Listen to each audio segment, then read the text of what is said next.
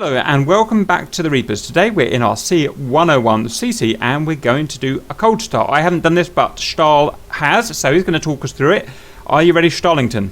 Fire. The cold start of this thing is not too difficult. First I want you to look at the bottom right of your dash, the very bottom right where the electric panel is. I want you to turn on your battery switch at the very bottom. Battery, does that go up? Yeah, it goes up.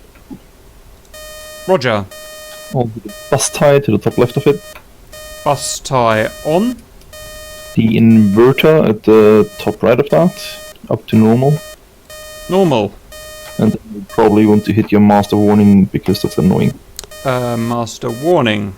Right, then we'll go to your left knee. Left knee. Directly underneath the parking brake, you see a row of 4 switches. Those are your fuel pumps. Yep. You want all 4 of them forward to auto. Done. Next we'll turn on the main boost pump, which is in the front left where it says off. It says fuselage tank pump. No, on the left. Oh, I see. Roger, it's now not off. And now we're gonna open the fuel shutter valves, which is the fuel switch. Fuel not off. If you now look at your master warning panel, you should see there is 4 reds and 1 amber if you did everything right. 4 reds, 1 amber. Back to your fuel and engine panel, a little bit back from where we just were, which is engine start. The 3rd switch, that's the start and ignition. We want to hold that forward, so left click for about 2 seconds. 1 and 2 and stop. And as soon as you're above 10% on your N2 gauge on the right dash, you can then hit right alt and home to set it to idle, or you can just click it. Right on the actual and home. Yeah, I have control. I'm just going to close my canopy, Stahl, because I can't hear anything. Canopy if down. you close it, don't forget to also lock it afterwards, otherwise you'll leave without your canopy.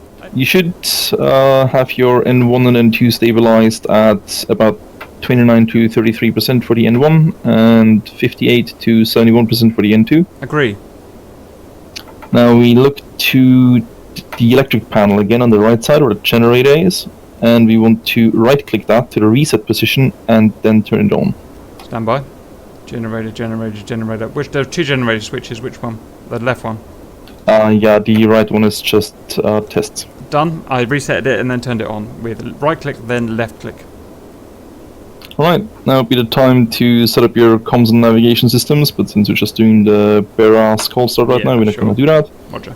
Now we're going to look at our backup ADI, which is at the very left of the dash. We're going to uncage that by right clicking and scrolling. Right click, scroll. Done. Oh, actually, what I did is I rotated it left 90 degrees. Was that the wrong thing to do with the right click? You'll want to recenter it anyway. Oh, I want to recenter it. Yep, roger. So yeah, I'm just look at the ADI itself. Yep, so that is me recentering it with right click and drag. I've just about got it there. Roger, done. Alright, now we're going to set our flaps to the takeoff position. It's directly next to the throttle. Yep. I'm having trouble find. Oh yeah, takeoff. Yes, done. Now you want to trim slightly nose up. Trimming slightly nose up.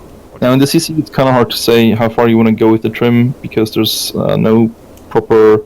First of all, it's not as fine as on the EB, and you don't have any numbers next to it. On the EB you want to go to minus 1.5 degrees. I'm going about 1/3 of a notch or half a notch down. Yeah, understood. So we want that down 1/3 of a notch. Got it. Done.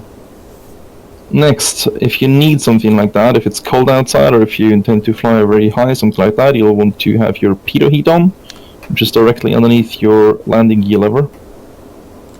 Pitot heat on. Further, we have engine anti-ice, which is right behind the main fuel pump switches. It says anti-ice. Stand by. On.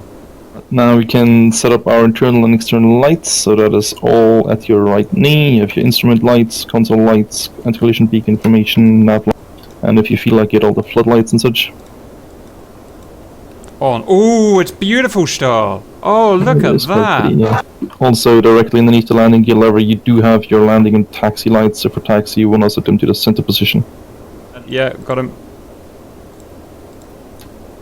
Then, at the very right outside, you will find next to the VHF nav your main oxygen switch. You want to turn that on, you'll hear a little squeaky sound. Roger. And finally, last step before you start taxiing, you do want to release your parking brake, which is the big yellow lever next to your, or handle next to your parking, next to your key lever. Roger, done. Thank you very much, Charles. I hope that helps, and see you later.